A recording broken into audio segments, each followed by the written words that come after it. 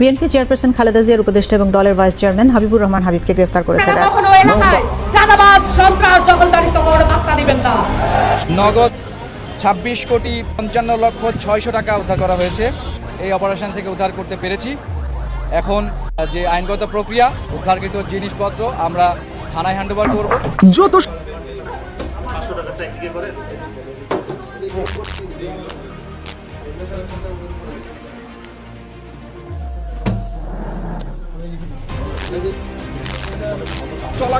হাবিবুর রহমান হাবিব বিএনপিতে আসছে, তার তো দলের প্রতি দরদ নেই।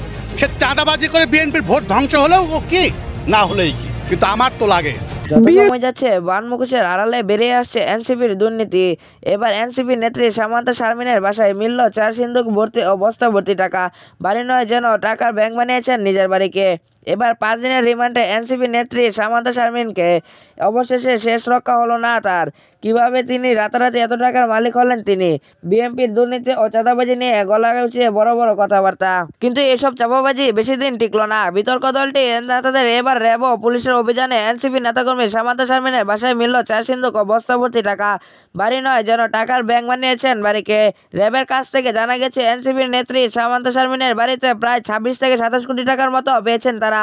কিভাবে এবং কোথা থেকে এত টাকা পেয়েছেন সে বিষয়ে এখনো জানায়নি র্যাব। কিভাবে তিনি এত টাকার মালিক হলেন সে বিষয়ে না জানা গেল এটা যে দুর্নীতি ও চাঁদাবাজি টাকা সে বোঝা আর বাকি রইল না সাধারণ মানুষের।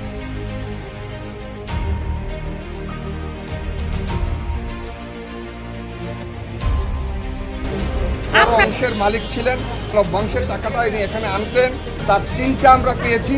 এই অভিযান হাবিবুর ধরে কেটে ওর জিব্বা কেটে কালো কুত্তাকে খাওয়া যায়, মামলা আমার নাম